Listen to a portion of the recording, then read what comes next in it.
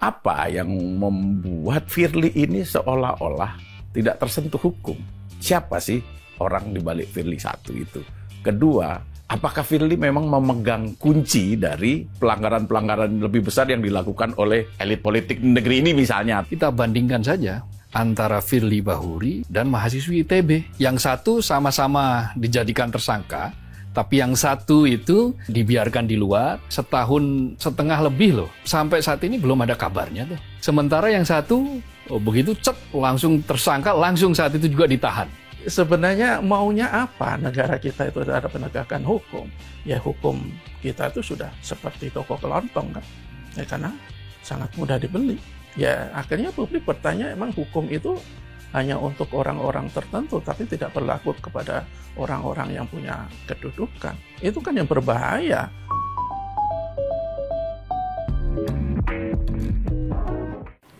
Wes, bro, Mak. Gawat ini. Albion. Lupa saya. Albion.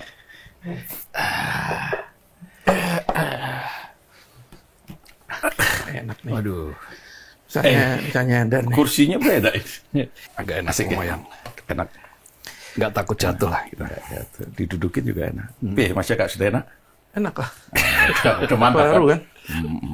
Jadi kalau duduk jangan lupa berdiri. Saking enaknya kan. Halo Sobat PD Indonesia, salam sehat dan selalu semangat. Jumpa lagi bersama kami dalam program Ordal, obrolan mendalam bersama orang-orang dalam. Saya Haryanto, Mas Jaka Budi Santoso. Iya Mas, siap. Apa kabar Mas? Alhamdulillah Sehat ya? sehat. Daya ingat masih tajam ya? Ya mudah-mudahan. Masih ingat Firly kan? Masih. Oh masih. Firly siapa? Firly Bahuri. Oh, Firly Bahuri, kira ada Lagi Firly rame lagi kan itu Firly kan. siapa gitu kan. Soalnya lagi rame, muncul lagi namanya. Iya. Mas Abdul Qahar. Ya, Sehat ya Mas ya? sehat alhamdulillah. Daya ingat juga masih. Masih. Tapi Cuman hari yang ini saya tidak lupa pakai jas ya? Enggak. Kebetulan tadi Banyak jas ketinggalan. Oh, Ada. Apa mau diambil dulu? Keren itu. Iya. Ya, apa Sekali-kali tadi? beginilah. Apa tadi yang nggak ingat Enggak, mana yang nih? saya lupa itu kapan sih Firly jadi tersangka itu? Saya agak lupa itu. Mungkin saya nanti ingat. bisa di-mention. Oh ya. Firly itu jadi tersangka 22 November 2023. Oh, Udah 1,5 tahun ya. Lewat 1,5 tahun Lebih lewat. setengah tahun. Oh, mungkin orang Oh, sudah 1,5 lupa. tahun, Makanya sorry. saya tanya nih, masih ingat Firly nggak? Oh, iya, kan. iya, Karena iya. sudah sekian lama kita nggak dengar namanya, nggak lihat wajahnya di TV kan. Tapi kan untung ada yang mengingat AKBP Rosa. Rosa. Nah, saya kirain perempuan. Iya. Nah, tapi ada panjangnya Rosa Iya. Purbo Bekti ya. Yang dulu dicari-cari Ibu Megawati. Oh iya, Oh iya. iya. Jadi ya dipertanyakan itu kan. Oh gitu. Sempat ya Pak, siapa itu Rosa Oh, katanya. gitu ya ya. Oh, Jadi iya iya. Karena- iya. Iya kan, Yang waktu itu kalau misalnya nanti Hasto ditangkap maka saya akan cari itu. cari itu KPK. saya juga akan datang ke KPK. Akan saya datangi KPK gitu. Oh, rupanya ini Kakak Rosa. AKBP, AKBP Rosa Purbo Bekti. Nah, dia ini sampai sekarang masih menjadi penyidik KPK. Nah, namanya menjadi sering disebut ketika pada sidang lanjutan kasusnya Harun Pak Hasto, ya. harus ya terkait dengan Harun Masiku. Itu kan AKBP Rosa ini menyampaikan kesaksian Ya. dan menyebut bahwa Pak Firly, ketua KPK saat itu membocorkan OTT, rencana OTT itu kepada publik. OTT siapa? OTT-nya Harun Masiku dan Mas Hasto. Iya. Gitu. Nah, ini kan menjadi menarik kan? Iya. Karena betul. jika itu betul, kan bisa menjadi fakta hukum toh. Kalau itu disampaikan pada pengadilan, Di pada saat persidangan. pengadilan kan, Iya. pada saat persidangan. Iya. Artinya Pak Firly melakukan perintangan penyidikan kan? Bisa disebut disebut seperti sebagai itu. perintangan penyidikan. Tergantung pertandingan di pengadilan. Betul. Nah, makanya kita telisik ini. Ya. Ya, karena begini, ya itu tadi orang sudah melupakan. Tadi Mas Kor aja lupa. Ya, Kapan dia Firly tersangka, ya. ditersangkakan? Dan tersangka untuk apa? Nah, tersangka untuk apa kan? Yang pasti dia tersangka kasus pemerasan ya. Pemerasan Pak Syahrul Yassin Limpo, Iya. Menteri betul. Pertanian pada saat itu Betul. ya. Jadi bukan karena kasus Hasto, Betul. Pak Firly Bahuri ini dijadikan tersangka, tetapi kita remind lagi kepada para pemirsa, para ordalismania. Ordalismania. Itu yang ordalismania itu salah satu orang, itu ada temannya sampean itu. Oh iya, betul. Yang setiap hari selalu merampaikan review. Minta. Bagus lah, makasih. Terima kasih. Ya. Jadi Pak Firly Bahuri itu adalah mantan ketua KPK yang kemudian jadi tersangka dalam kasus dugaan pemerasan terhadap Menteri Pertanian waktu itu Syahrul Yassin Limpo. Pak Syahrul Yassin Limpo-nya sudah ditahan, sudah divonis, tetapi penersangkaan Pak Firly Bahuri hingga 1,5 tahun kemudian, itu berarti hari ini, hari ketika kita taping ini, belum juga ditahan, diperiksa tapi untuk kasus yang lain. Dia diperiksa tapi mangkir. 2 kali pemanggilan pemeriksaan itu dia tidak hadir. Terakhir kan kemudian mau disebut-sebut, sedang disebut-sebut. Tetapi pihak KPK belum ada rencana melalui juru bicaranya itu menyatakan belum ada rencana apapun, penjadwalan apapun untuk memeriksa Firly Bahuri. Meskipun namanya lantang disebut di persidangan. Dan disebut pula oleh ex penyidik KPK melalui sebuah program acara di Metro TV. Di acara Prime Time News. Oh ini Praswat Nugraha ya? Ya, itu menyatakan bahwa ya dia sama seperti keterangan yang disampaikan oleh Pak Rosa atau Rosa, saksi Rosa, bahwa ada upaya yang dilakukan oleh Ketua KPK waktu itu, Firly Bahuri, untuk membocorkan rencana operasi tangkap tangan terhadap Harun Masiku di PT IKA. Jadi waktu itu tim KPK itu sebetulnya sudah mendeteksi keberadaan Harun Masiku. Dan menurut keterangan juga di situ disebut-sebut ada Pak Hasto dan ada beberapa orang. Tapi kemudian apa yang diketahui oleh tim ini kan kemudian dilaporkan pada pimpinan KPK. Ya. Pasti dong, nggak mungkin akan melakukan operasi tangkap tangan kalau tidak ada persetujuan dari pimpinan. Semua, apalagi sekarang malah harus melalui Dewan Pengawas kan. Ya, Dewan. Jadi rentangnya semakin jauh. Nah, belum sampai juga ke Dewan Pengawas, sudah ada di situ yang dugaan, sekali lagi ini dugaan pembocoran melalui suatu pemberitahuan lah bahwa kami sudah mendeteksi, kira-kira begitu ya, keberadaan Harun Masiku dan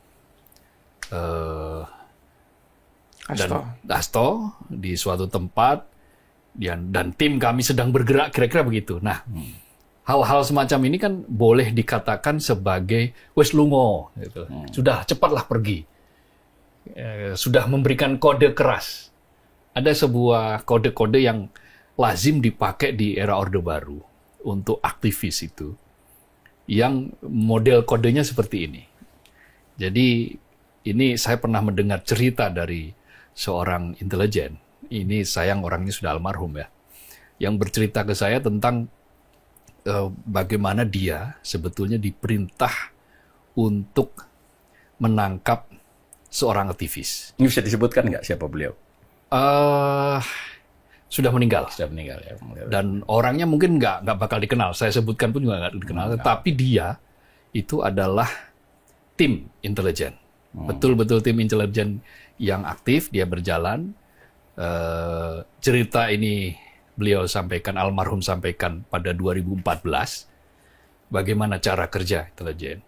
Dan termasuk bagaimana cara apabila dia ingin misalnya menganggap bahwa perintah ini kayaknya tidak masuk akal. Karena dia intelijen, dan intelijen itu sepertinya tidak serta-merta dia bisa mengeksekusi sendirian, maka dia pakai kode-kode. Salah satu bentuk kodenya adalah dia datangi itu rumah aktivis yang mau ditangkap, Tetapi ketika sampai ke sana, itu dia mainkan itu radio, dia teriak, waktu zaman dulu kan, dia teriak keras-keras. Ini zaman Orde Baru ceritanya nih. Dia teriak keras-keras karena dia melihat bahwa dia nggak tega dengan keluarga aktivis ini, dan dia sebetulnya sudah tidak setuju dengan model-model penangkapan, penculikan. Maka dia teriak kencang-kencang, oh orangnya tidak ada. Oh orangnya sudah ini. Jadi dia ngasih kode ke istrinya agar suaminya yang aktivis ini disuruh untuk pergi secepat-cepatnya sebelum tim itu datang. Jadi dia sebagai tim pendahulu, dia teriak begitu. Nah, suaminya ini ternyata paham dengan kode-kode seperti itu, maka dia kemudian lari. Dan kalau dia lari, ketika dia di tim ini kemudian datang menangkap dan ternyata tidak ada, dia laporan ke atas tidak ada, ya sudah, selamat. Dan akhirnya ini orang ternyata memang selamat, tidak jadi ditangkap karena keburu ada proses reformasi yang besar-besaran itu. Artinya apa? Bisa saja apa yang disampaikan oleh Firly itu secara tekstual, secara ucapan itu tidak ada maksud, misalnya, bukan maksud, tidak ada apa ya, tidak ada tampak secara tekstual bahwa dia itu membocorkan penangkapan, tetapi bisa ditafsirkan sebagai pemberian kode, memberi kode agar ya segera larilah. Lungo yang tadi saya katakan. Jangan-jangan sama pergi. Seperti beberapa waktu lalu Ketua KPK menyebutkan di DPR ya, bahwa Harun Masiku sudah diketahui keberadaannya. Betul, dia di daerah ini. Di daerah mana gitu ya. Bisa jadi. Di Singapura kalau tidak salah. Ya, jadi ada pesan terlalu banyak kode-kode yang mestinya kalau dalam dunia intelijen itu dia mestinya bekerja dalam senyap kan. Iya, ya intelijen memang harus bekerja dalam senyap. Seperti angin, tidak kelihatan tapi semilirnya bisa dirasakan. Tetapi ini dia berlagak seolah-olah bukan lagi angin, dia betul-betul menampakkan diri gitu. Jadi kerjanya mungkin tidak terlalu tampak, tapi katakanlah kata-katanya seperti kayak ember. Gitu. Nyaring, saya jadi ingat sebuah editorial media Indonesia tentang Intel Melayu itu. Nah, jadi yang saya ingin katakan adalah apa yang disampaikan oleh para saksi di persidangan, bahwa Firly Bahuri dianggap melakukan perintangan terhadap penyelidikan atau penyidikan, dalam hal ini istilah dalam hukum kan obstruction of justice, itu perintangan penyidikan, maka ya mestinya dia dipanggil, mestinya dia diusut. Tetapi sampai hari ini belum ada statement resmi dari KPK, meskipun namanya sudah disebut oleh Rosa bahwa dia tim KPK itu ditanya kan, dicecar oleh kuasa hukumnya Hasto kan, Patra MZen yang mantan LBH LBHI. Nah itu ditecar, apakah ada fakta Pak Hasto merintangi? Begini ceritanya, bagana begini, ada atau tidak? Saya bertanya seperti itu ya. Memang kalau di dunia pengadilan ya harus saklek seperti itu kan, tidak secara langsung. Nah kemudian yang disebutkan merintangi itu justru adalah FB, Firly Bahuri. Tapi kalau kita bicara Firly Bahuri ini, ketika menjadi ketua KPK kan beberapa kali terkena pelanggaran etik. Iya kan, naik helikopter ke Batu Raja waktu itu, terus kemudian bertemu orang-orang yang berperkara. Gitu kan. Yang terakhir lakukan pemerasan. Tapi kenapa Firly ini sampai sekarang masih tetap tidak tersentuh, seolah-olah kan tidak tersentuh kan, gitu. Siapa orang di balik Pak Firly? Iya, sebenarnya kalau kita lihat fakta-fakta yang sudah ada, termasuk di persidangan terakhir, itu kan dugaan bahwa Pak Firly itu diduga merintangi penyidikan kan cukup kuat. Pertama tadi disebutkan tiba-tiba dia mengumumkan ada OTT, padahal OTT itu kan masih berlangsung. Jadi kan ini dianggap sebagai kode untuk beberapa yang kemungkinan terlibat itu untuk segera melarikan diri. Kemudian setelah itu tim penyidik dan tim penyelidik tiba-tiba diganti. Itu versinya dari Rosa kan. Jadi sebenarnya kan dari dua fakta itu aja sebenarnya cukup kuat untuk paling tidak meminta keterangan Pak Firly.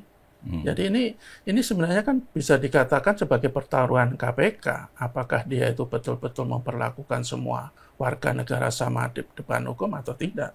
Pak Firly itu kan, ya meskipun dia mantan KPK, tapi dia kan juga warga negara. Yeah. Ketika dia diduga melakukan pelanggaran hukum, ya semestinya kan dia harus dimintai keterangan, harus diperiksa. Kalau bukti-buktinya kuat, ya dia harus dijadikan tersangka, kemudian dibawa ke pengadilan. Tetapi kalau sampai sekarang kan, sepertinya Pak Firly itu kan seperti jadi orang kuat ya. Kalau kita lihat tadi kan udah kita sebut-sebut bagaimana sudah 1,5 tahun dia sudah menjadi tersangka, tetapi sampai sekarang masih juga bebas melenggang. Padahal kayaknya baru-baru sekarang ini seorang tersangka di polisi, berkasnya sudah beberapa kali disampaikan ke kejaksaan, meskipun juga dikembalikan lagi ke polisi ada beberapa kali, tetapi masih bebas, masih dibiarkan di luar tahanan. Jadi ini menunjukkan sebenarnya ada apa dengan Pak Firly. Kalau kita lihat dari pernyataan Kapolda Metro Jaya misalnya, Irjen Karyoto, beberapa kali juga dia berjanji, katanya kasus ini akan dituntaskan. Ya, Kapolri juga meminta. Betul. Listio Sigit juga meminta. Tapi kapan gitu? Iya. Jadi publik, 1,5 tahun belum cukup.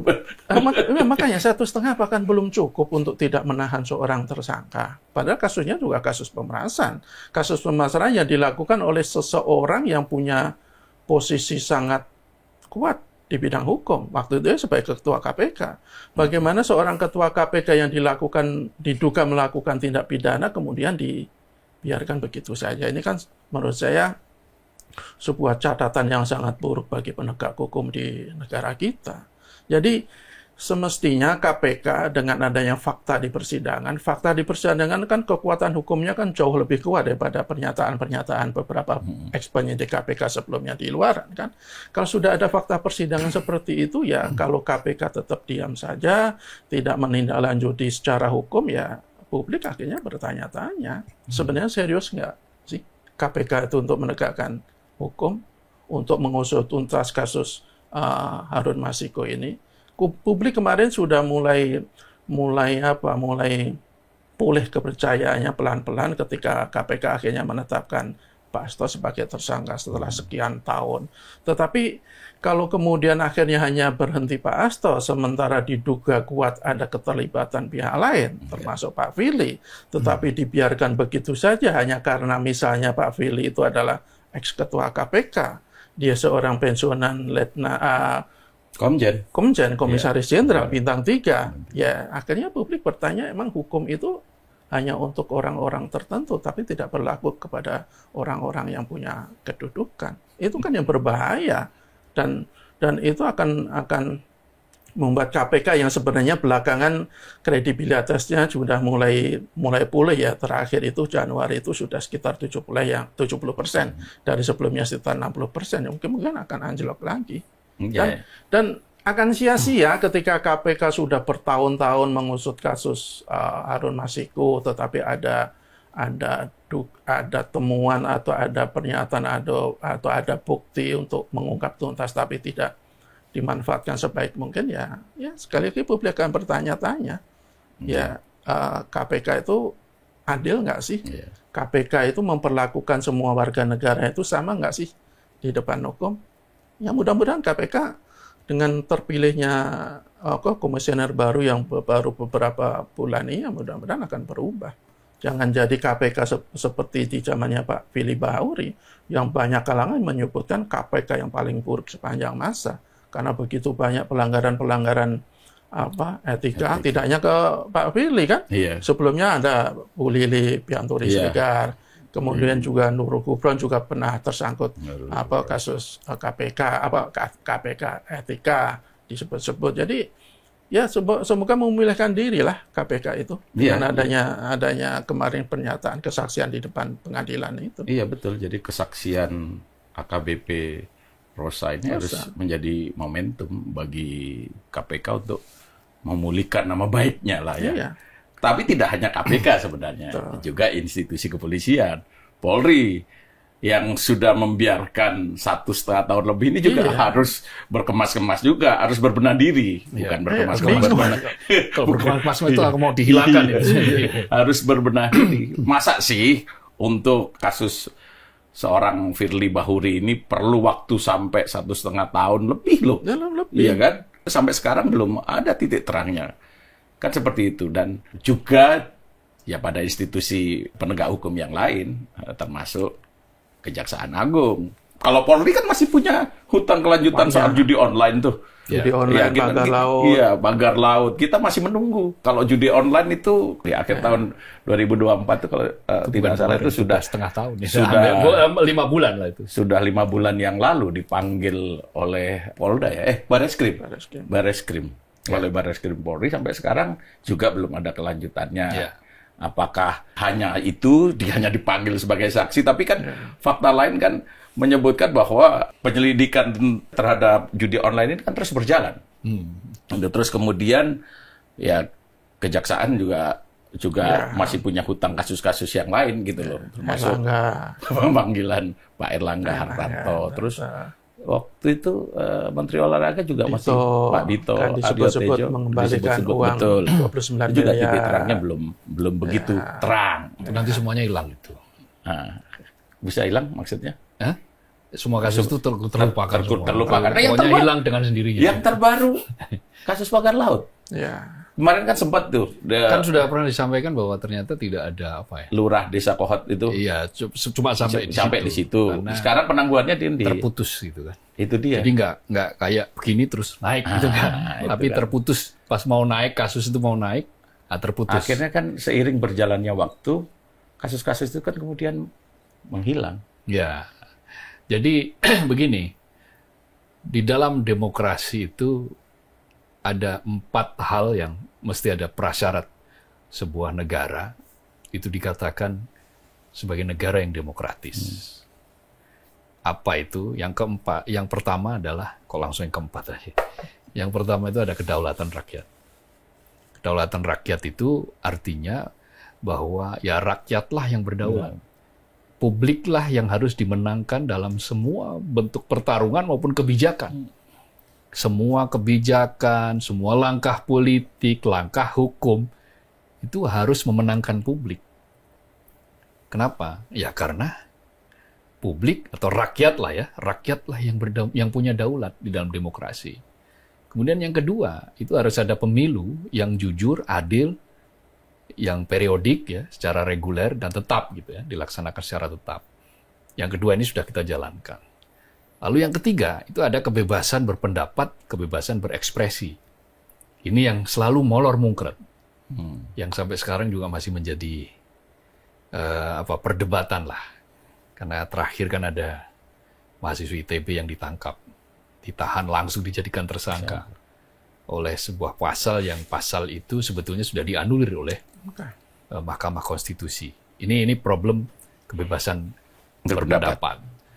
Lalu yang keempat, ini yang tadi dibicarakan oleh Mas Jaka, oleh Mas Har, itu adalah adanya persamaan hukum.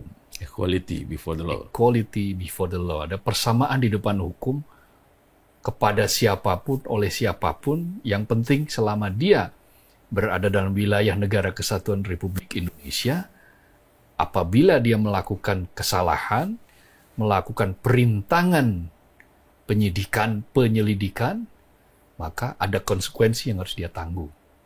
Itu berlaku equal, berlaku setara untuk siapapun.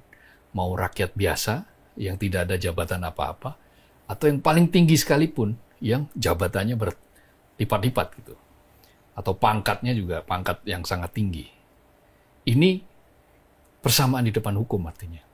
Kalau persamaan di depan hukum tidak terlaksana, kebebasan berekspresi itu juga didefinisikan secara suka-suka yang punya kuasa, maka oleh lembaga internasional dikatakan ini sebagai demokrasi yang cacat. Itulah kenapa demokrasi di Indonesia termasuk dikategorikan sebagai demokrasi yang cacat, belum demokrasi seutuhnya.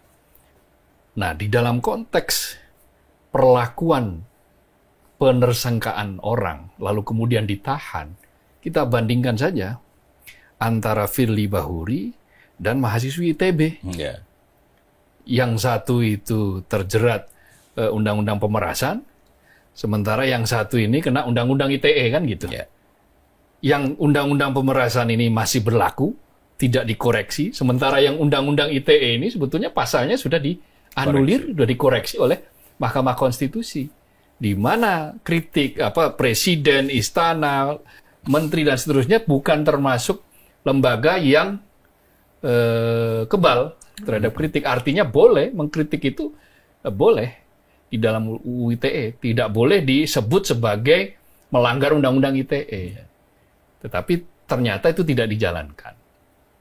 Yang satu sama-sama dijadikan tersangka, tapi yang satu itu dengan alasan subjektivitas penyidik itu harus dibiarkan, orang menyebut biarkan berkeliaran ya, dibiarkan di luar. Sementara yang satu begitu langsung tersangka, langsung saat itu juga ditahan untuk memberikan kira-kira ya semacam efek kejut, efek teror gitu. Dan akhirnya ibunya minta maaf, dianya juga minta maaf. Sudah ditangguhkan penahanannya, tapi kan setelah viral kan? Ya. Setelah viral, setelah muncul tuntutan, setelah dieditorialkan, dan seterusnya. Tetapi khusus untuk yang satunya lagi, ini sampai saat ini 1,5 tahun lebih loh. Itu, atau 1,5 tahun lah. Itu sampai saat ini belum ada kabarnya tuh. Apalagi sekarang kemarin minggu lalu disebut-sebut lagi untuk kasus yang berbeda. Itu pun tidak buru-buru dipanggil untuk dimintain klarifikasi, untuk diperiksa kalau memang sungguh-sungguh bahwa kasus ini mau diusut. Juru bicaranya menyebut belum ada rencana. Belum ada rencana, belum ada jadwal gitu kan, untuk memeriksa FB gitu ya kan. Pakai inisial lobbynya. Artinya masih sangat berat ya untuk kita katakan bahwa di negeri ini persamaan hukum sudah terjadi. Masih sangat dini untuk kita mengatakan bahwa equality before the law itu menjadi bagian yang tegak, menjadi bagian yang sudah inherent di dalam demokrasi yang kita sebut-sebut sudah melewati fase transisi ini. Yang terjadi justru sebaliknya. Kita masih melanggengkan demokrasi cacat, demokrasi kita keluhkan sebagai terlalu gaduh, sehingga dikatakan mengganggu proses pembangunan, meskipun faktanya ketika demokrasi itu cacat, pembangunan juga makin loyo gitu.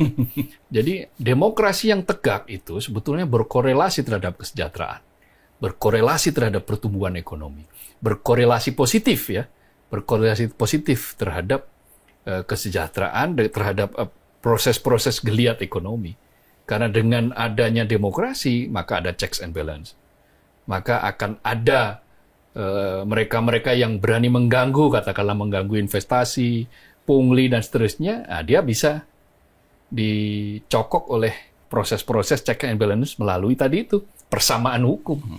Kalau ada yang mengganggu, ya sikat, tahan, langsung gitu. Jadi apa yang kita alami saat ini memang lagi-lagi nih orang menyebut bahwa ya jangan lupa ini negeri 62 kan gitu. Ya, plus 62 kan gitu. Kalau seperti itu terus ya lewat terus gitu loh. Lama-lama orang memanfaatkan apa yang dikatakan sebagai memori kolektif yang pendek. Sebagai negeri yang oleh Milan Kundera itu mungkin tidak struggle dalam melawan lupa. Dalam perang yang paling besar itu kan kalau menurut Milan Kundera itu adalah perang ingatan melawan lupa kan. Karena ingatan itu sangat-sangat pendek, tapi lupa itu bisa setiap saat bisa terjadi. Lupa atau dilupakan, atau dibuat sumir sehingga lupa, atau ditumpuk-tumpuk dengan kasus-kasus yang lain sehingga lupa. Nah, kembali ke laptop. Dalam konteks kasus Firly Bahuri yang disebut-sebut di di persidangan. Mestinya kalau KPK itu serius, panggil itu Firly Bahuri. Iya. Jelas. Kenapa? Apa pertautan antara Firly Bahuri dan Hasto? Apa pertautan antara Firly Bahuri dan Harun Masiku misalnya? Ada apa? Masih adakah lagi pertautan yang lain? Siapa tahu kan kita nggak tahu kenapa kok sampai Firly Bahuri mau melakukan hal-hal seperti itu. Ya kita pakai 5W1H saja. 5W1H lalu kita matrikkan 5W1H itu akan terjawab di situ tuh. Oh karena ini. Oh bagaimana dia melakukan? Oh begini dan seterusnya. Sehingga kesimpulannya betul bahwa katakanlah misalnya ya. Betul bahwa bukti kuat ada perintangan penyidikan dalam kasus Harun Masiku yang dilakukan oleh A, B, C, D misalnya. Termasuk itu memindahkan ya secara paksa dengan tes TWK kan. Tes wawasan kebangsaan pada 75 penyidik KPK kan. Itu kan kelanjutan dari upaya Firly untuk ya mengalihkan perhatian. Mengalihkan perhatian terhadap kasus-kasus yang saat ini mencari mencari cara untuk menyikati orang-orang yang terlalu getol. Makanya kan dulu kan ada ini pemelesetan slogan KPK kan. KPK kan slogannya berani, jujur, hebat. Kemudian dipelesetkan menjadi berani, jujur, pecat. Berani, jujur, pecat. Makanya itu 75 orang itu nggak ada yang lulus, nggak masuk akal juga itu. Jadi begini, apa yang membuat Firly ini seolah-olah tidak tersentuh hukum? Siapa sih orang di balik Firly satu itu? Kedua, apakah Firly memang memegang kunci dari pelanggaran-pelanggaran lebih besar yang dilakukan oleh elit politik negeri ini misalnya, atau yang elit politik tertentu lah ya? Ya, bisa jadi. Karena dia sebagai ketua KPK itu kan punya data sangat kuat terhadap siapa saja yang kemungkinan terlibat korupsi atau penyimpangan. Jadi bisa jadi itu jadi kartu truf mereka Pak Firly untuk menaikkan posisi agar tidak diapa-apakan kan. Kalau di Polda, statusnya di Polda bisa jadi juga ya karena dia adalah pensiunan polisi, pangkatnya bintang 3, bisa jadi juga ada rasa sungkan. Tapi semestinya kan tidak kan, Pak Firly itu kan sudah purnawirawan. Jangankan purnawirawan, ketika masih aktif pun ketika polisi itu melakukan tindakan pidana ya harusnya diusut tuntas. Dan sebenarnya Ferdi Sambo buktinya juga udah divonis kan. Jadi sebenarnya kita juga yang merugikan Pak Firly juga ketika kasusnya itu terus digantung nggak jelas kapan diselesaikan. Apakah nanti Pak Firly itu akan laper tersangka terhadap Pak Firly itu akan melekat seumur hidup tanpa ada kepastian di pengadilan. Belum tentu dia nanti di pengadilan itu juga dinyatakan bersalah, kan kita juga tidak tahu. Tetapi kalau sampai sekarang kalau digantung, jadi publik menganggap bahwa Pak Firly itu bersalah dalam kasus dugaan pemerasan terhadap SJL kan. Jadi semestinya ya sekali lagi lah, polisi penegak hukum itu kan dia punya diberi kewenangan oleh negara untuk memperlakukan semua orang itu sama di depan hukum. Bahkan di Undang-Undang Dasar kita juga sudah jelas digariskan kan bahwa semua warga negara itu punya kedudukan sama di mata hukum dan perundang-undangan. Jadi kalau kemudian masih perlu waktu lagi untuk segera menahan Pak Firly, untuk segera melimpahkan kasusnya di pengadilan sehingga di situ bisa dipelajari Pak Firly bersalah atau tidak. Jadi publik akan bertanya-tanya, sebenarnya polisi itu serius nggak sih untuk menyelesaikan kasus-kasus hukum ketika kasus itu menyangkut orang-orang tertentu. Jadi ya polisinya citranya juga tidak bagus, Pak Firly-nya sebenarnya juga rugi, termasuk juga dalam kasusnya di KPK. Kalau KPK kemudian membiarkan saja kesaksian Rosa di pengadilan bahwa Pak Firly itu diduga melakukan perintangan penyidikan terhadap kasus Harun Masiku dan Pak Hasto, ya Pak Firly akan seumur hidup akan melekat tudingan-tudingan mirip. KPK pun juga dicap tidak tegas, tidak berani, tidak jujur, tidak hebat. Jadi harus segera dituntaskan lah untuk membuktikan bahwa Pak Firly itu tidak ada orang kuat di belakangnya misalnya. Jadi ya kita tunggu KPK, polisi untuk kasus Pak Firly, dan kasus Pak Firly itu kan bisa jadi juga mencerminkan wajah hukum secara keseluruhan di negara kita kan. Tadi Mas Har juga sudah singgung bagaimana dengan kasus judi online. Orang bertanya-tanya apakah iya dengan transaksi ratusan triliun hanya melibatkan beberapa orang yang pegawai Kominfo. Apakah tidak ada orang yang lebih punya pengaruh di atasnya? Apakah tidak ada bandar-bandar yang jauh lebih besar yang mengendalikan? Bandar-bandar yang sudah disebut itu, sudah disebut. 4 bandar besar. Kemudian soal pagar laut, dulu beberapa kali kita singgung, ya kita waktu itu juga meragukan apakah itu tuntas atau tidak kan, kita melakukan komitmen penegak hukum, tapi ya sampai sekarang kan nada-nada bahwa kasus pagar laut itu akhirnya akan tidak tuntas kan semakin kelihatan. Kepala Desa Kohot, kemudian beberapa tersangka juga sudah ditangguhkan penahanannya. Jangankan untuk menyentuh orang yang lebih kuat, untuk menyentuh mastermind-nya, untuk segera membawa kepala desa Kohot dan beberapa tersangka lainnya ke pengadilan ini sampai sekarang juga masih tidak jelas kapan itunya. Bahkan beberapa petinggi negara ya kelihatan runtang-runtung dengan orang-orang yang disebut dalam kasus pagar laut. Jadi sebenarnya maunya apa negara kita itu ada penegakan hukum. Dan ini kita pertanyakan juga loh komitmen Pak Prabowo. Lagi-lagi saya selalu mengembalikan persoalan-persoalan besar itu ke tangan Presiden. Ketika judul, Pak Prabowo itu kan sudah berkali-kali menyatakan, menginstruksikan kepada jajarannya penegak hukum untuk memberantas judul. Itu menjadi salah satu prioritas utama yang akan dituntaskan oleh pemerintahan di awal-awal pemerintahan. Tapi sekarang nggak jelas.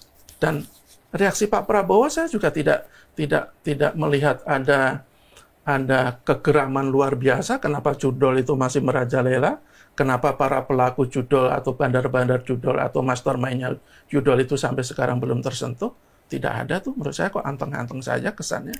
Dalam pagar laut misalnya, ketika kasus ini viral, ketika kasus ini menjadi pusat perhatian publik, Pak Prabowo kan kelihatan sangat tegas kan, segel, bongkar, usut. Ya.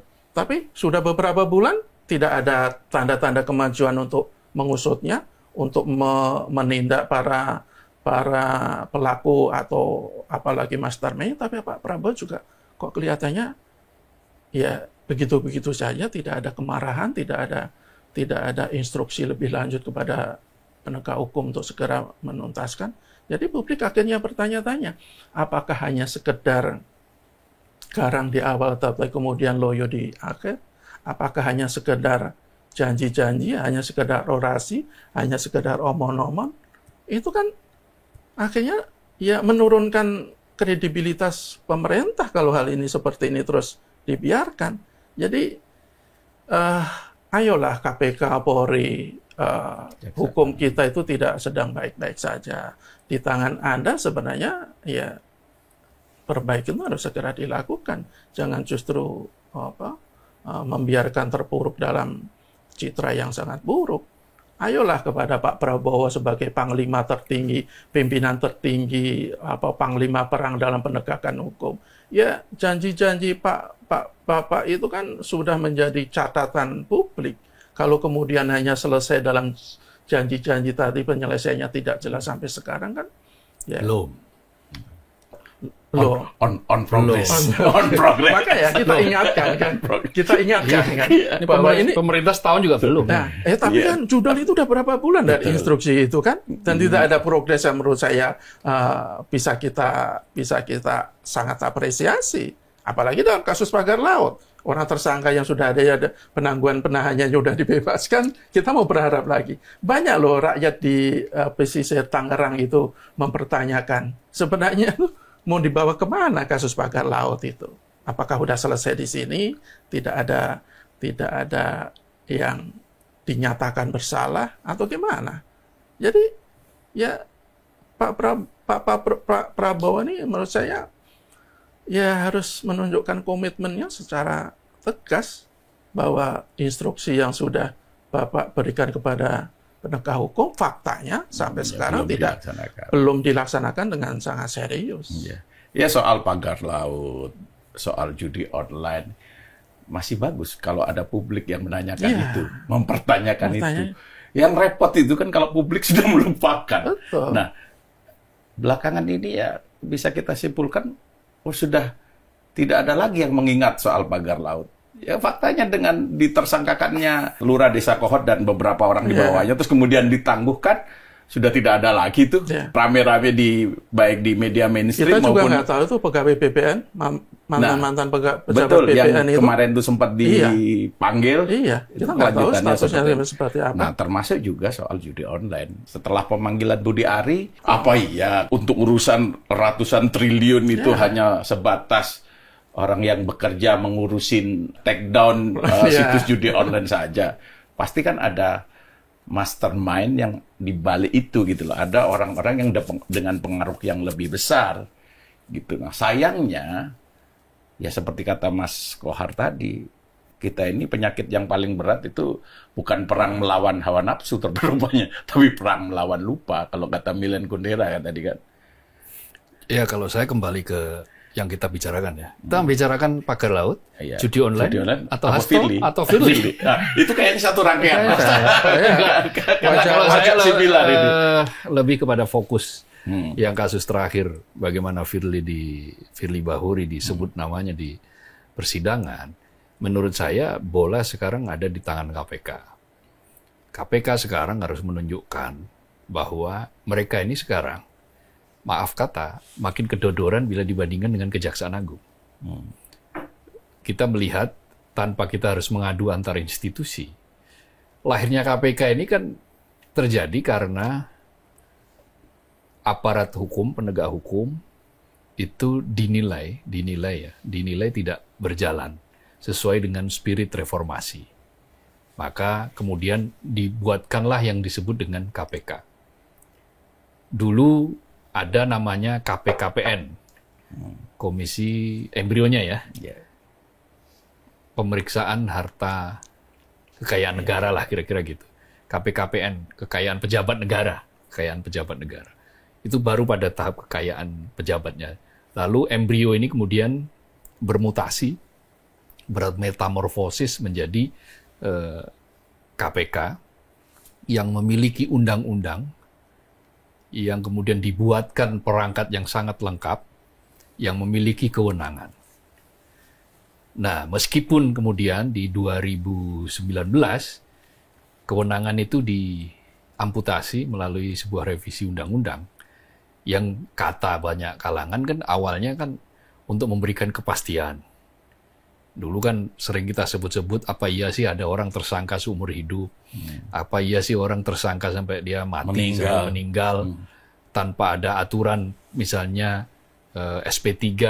Nah, dengan adanya revisi itu dimungkinkan kalau memang ternyata ada orang dinyatakan tersangka dan sampai batas waktu tertentu itu dia tidak ditemukan bukti-bukti konkret yang bisa melanjutkan dia ke babak berikutnya, ya di SP3 ada seperti itu. Tetapi kemudian kan ada yang menunggangi di pasal, yang salah satu pasal yang menyebut bahwa KPK menjadi lembaga independen yang berada di dalam rumpun eksekutif. Kata-kata rumpun eksekutif inilah yang kemudian membuat laju KPK ini menjadi sangat terbatas. Dia menjadi semacam lembaga yang tidak independen. Publik yang waktu itu sangat keras mengkritik revisi ini khawatir kalau ketika dilanjutkan revisi itu, kemudian KPK menjadi lembaga yang tidak punya fungsi sebagaimana yang dulu-dulu dilakukan.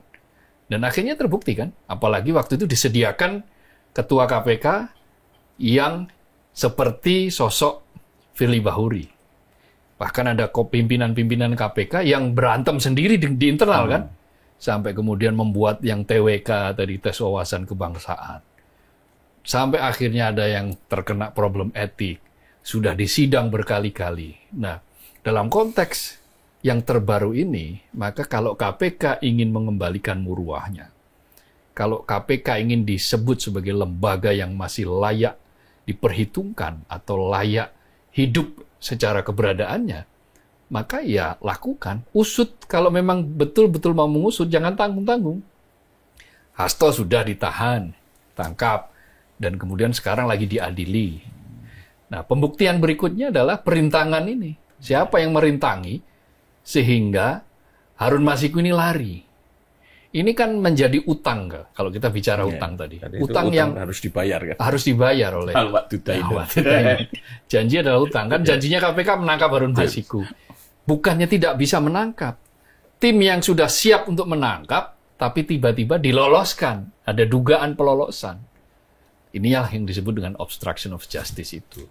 Maka ketika KPK nanti ingin membuktikan bahwa mereka masih layak keberadaannya, dan kemarin itu adalah periode khilaf, katakanlah seperti itu ya, ketika kasus Harun Masiku ini mau dijalankan, lalu kemudian muncul TWK dan sebagainya, ada berani jujur pecat tadi itu, plesetan itu, maka kita harus kembali, ya katakanlah itu sebagai periode khilaf, orang khilaf itu ya bertobat. Nah, bentuk pertobatannya adalah ya dia mengusut kembali. Nah sekarang kan punya niat.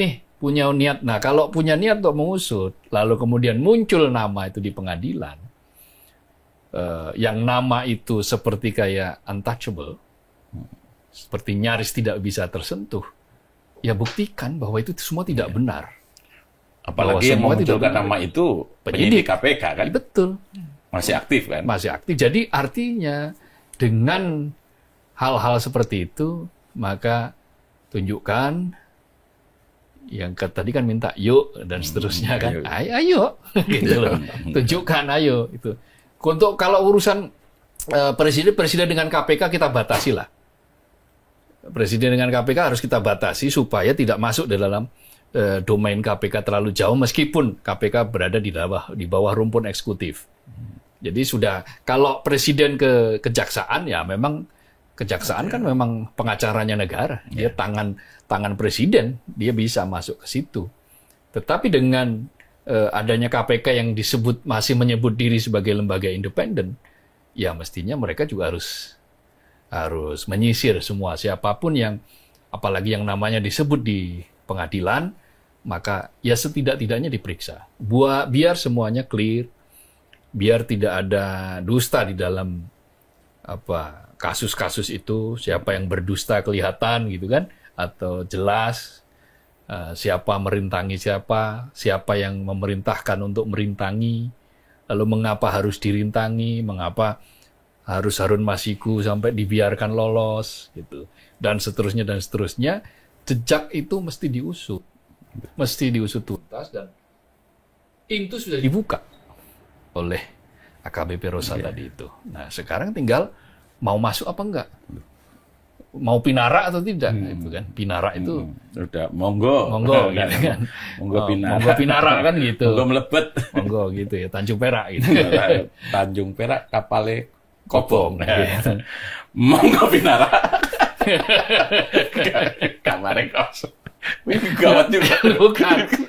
Ya artinya ya, Rosa itu sudah membukakan pintu bahwa ada proses, ada dugaan obstruction of justice. Sekali lagi kita katakan dugaan karena belum tentu terjadi itu benar. Meskipun fakta-faktanya itu kelihatannya ada relasi gitu, ada temalinya, tetapi tetap saja harus kita praduga tidak bersalah. Nah, untuk membuktikan bahwa itu benar atau tidak benar, ya periksa. Ya. Itu simpel itu aja. Makanya tadi saya sebut ini sebagai momentum bagi KPK untuk memulihkan kepercayaan publik. Betul. Gitu kan. Dan jangan sampai juga kemudian publik berpikiran untuk apa ada KPK. Gitu kan. Iya. Karena belakangan ini ya, itu kan Kejaksaan Agung, terutama Kejaksaan Agung dan Kepolisian kan bergerak seolah-olah lebih cepat kan, gitu kan. Nah, jadi ya KPK harus ambil momentum ini gitu, dengan segera memeriksa Pak Firly. Cuman seperti yang disampaikan oleh juru bicaranya, kan belum ada rencana, belum ada jadwal. belum ada jadwal. Ya. Padahal mungkin rencana sudah ada. ya Mudah-mudahan itu mungkin mudah-mudahan itu bagian dari strategi. Ya, kita tunggu saja. Diam-diam jangan sampai kita menunggu terlalu lama sampai akhirnya kita lupa. Ya. Nah, selama ini kan yang terjadi seperti itu. Penyakit lupa ini akan berbahaya kan. Ya. Gitu. Tadi apa namanya? Ada Apa penyakit lupa?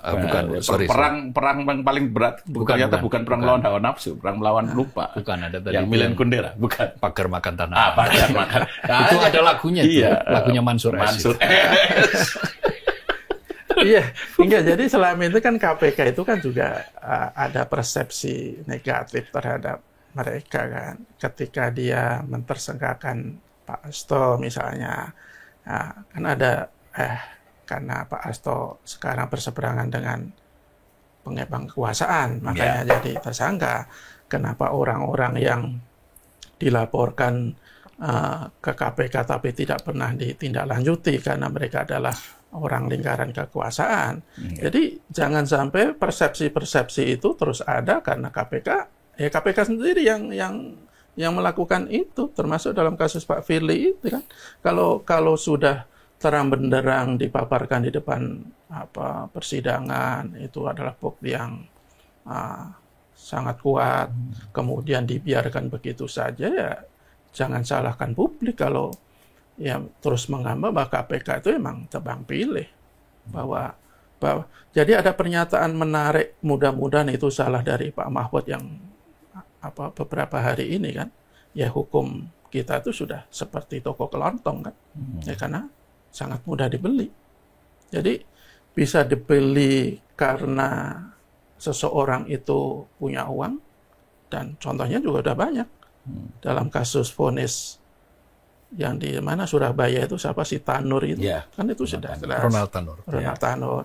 Itu hakim disuap berapa miliar. Vonis bebas. Ya, vonis bebas. Kemudian juga ada konfirmasi dalam kasus Pak Jarod Vika, bagaimana ada hampir 1 triliun di rumahnya, itu diduga sebagai uang untuk membeli hukum lah, katakanlah begitu. Bisa dengan uang juga. Kalau menurut Valentinus Reza, menurut Midnight Live itu kalau uangnya 1 miliar diberikan ayam geprek, itu dibelikan ayam geprek, itu punah itu ayam. 1 triliun. Beli ayam geprek semua. Ayamnya punah.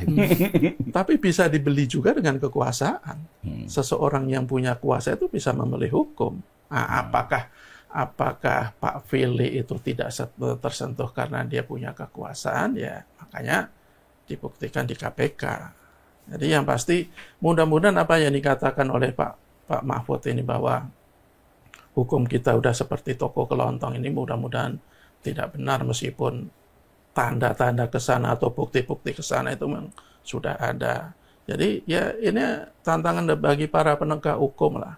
Ya mungkin tadi Mas Sar bilang para penegak hukum itu mungkin berterima kasih kepada orang-orang yang masih terus tidak lelah mengingatkan mereka lah. Karena kalau tidak diingatkan seolah-olah masyarakat gampang lupa, atau yang lebih berbahaya lagi itu ketika masyarakat menganggap hal-hal seperti ini sebagai sesuatu yang biasa.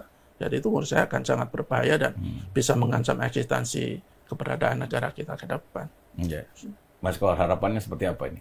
Ya, sederhana saja lah. Kita ini hidup katanya di negara hukum. Kita ini menyebut bahwa hukum itu mesti tegak walaupun langit runtuh gitu kan. Kita berkali-kali bilang bahwa menegakkan hukum tidak boleh seperti menegakkan benang basah. Dengan adagium-adagium yang segudang itu, apa nggak ada sih? Secuil saja kita praktekkan lah.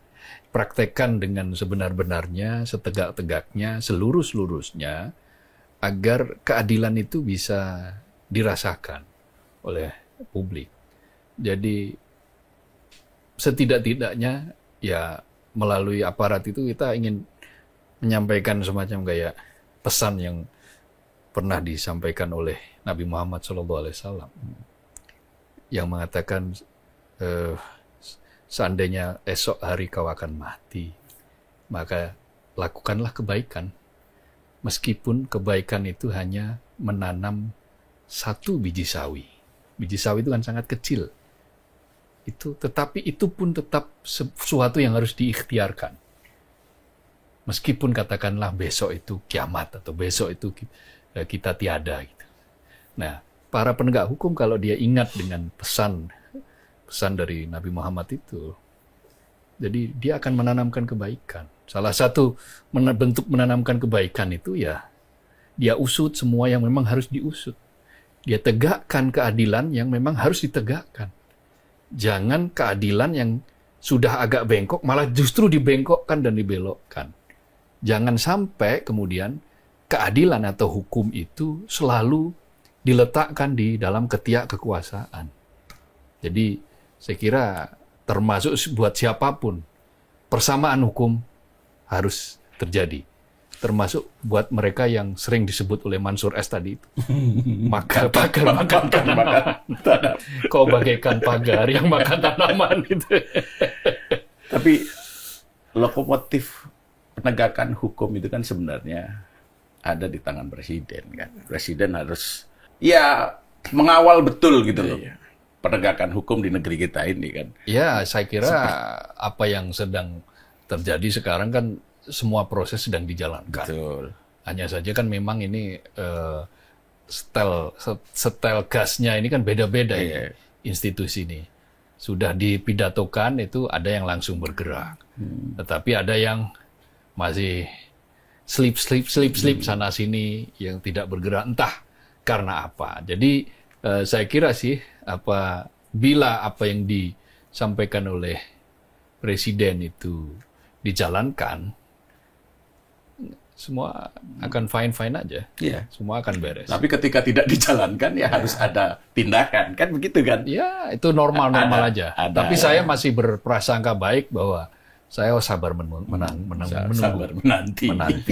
Seperti peace ada tuh. Ya, giliran. Tapi kalau pesannya Iwan Fals kan jelas tuh. Di lagunya Manusia Setengah Dewa kan. Tegakkan hukum setegak-tegaknya. Ya. Terus turunkan harga secepatnya. Masalah moral, masalah akhlak biar kami cari sendiri.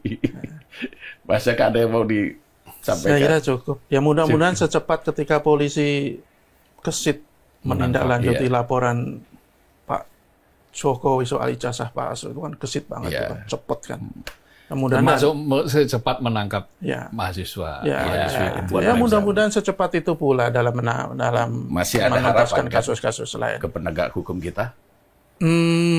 Ya harapan sih, tapi kok harapan itu selalu sering dikecewakan. Ya meskipun sering dikecewakan kan, harapan harus terus dinyalakan.